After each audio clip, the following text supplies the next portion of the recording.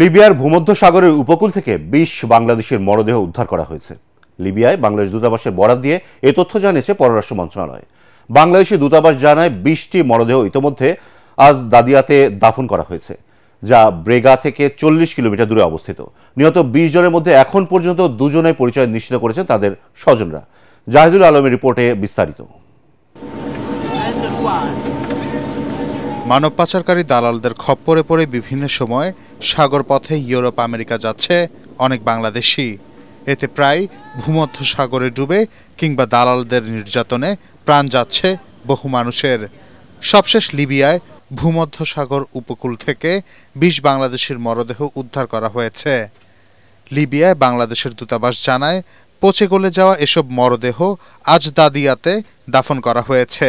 ধারণা করা হচ্ছে নির্যাতনের টাকা না পেয়ে তাদের হত্যা করেছে লিবিয়ার মানব পাচারকারী মাফিয়া দল।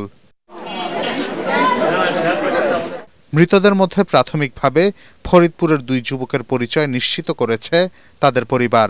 এদের মধ্যে হৃদয় হাওলাদারের মরদেহের ছবি দেখে শনাক্ত করেন তার বাবা। অপরদিকে আকাশ হাওলাদারের মৃত্যুর খবর নিশ্চিত করেছে দালাল। স্বজনদের অভিযোগ, অবৈধ পথে ইতালি যাত্রায় দালালদের হাতে প্রত্যেক পরিবার ১৬.৫ লাখ টাকা করে তুলে দিলেও সেই টাকা মাফিয়াদের দেয়া হয়নি। এ কারণে ক্ষিপ্ত হয়ে বাংলাদেশি অভিবাসন প্রত্যাশী এসব যুবককে হত্যা করা হয়। ২৪ তারিখে রাত্রি উনি বলছে গেম দিয়ে দিছি, ২৪, ২৫, ২৬, ৩০ তারিখেও তার কোন ছেলের সন্ধান পায়নি। দালালের দ্বন্দ্বে এরা টাকা সেই দালালকে না দিয়ে এরা এই টাকা আত্মসাৎ করছে এবং ওই দালালে টাকা না দেওয়ার কারণে গেমঘর থেকে নিয়ে মরুভূমি থেকে গুলি কইরা মাটি চাপাতে ফেলেছে।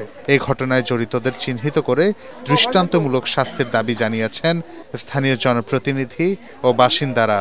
এই দালাল চক্রটা জানি উৎখাত হয়ে যায়, এই জন্য আমি জোর দাবি করি প্রশাসক যারা আছেন আমাদের ভাঙ্গা থানার দায়িত্বে, পরবর্তীতে কোনো মায়ের কুল জানি এইভাবে না খেলে হয়। সব হারিয়ে নিঃস্ব পরিবারগুলোর চাওয়া দ্রুত তাদের সন্তানদের লাশ ফিরিয়ে আনুক সরকার। নিশ্চিত করা হোক মানব পাচারকারীদের কঠোর শাস্তি।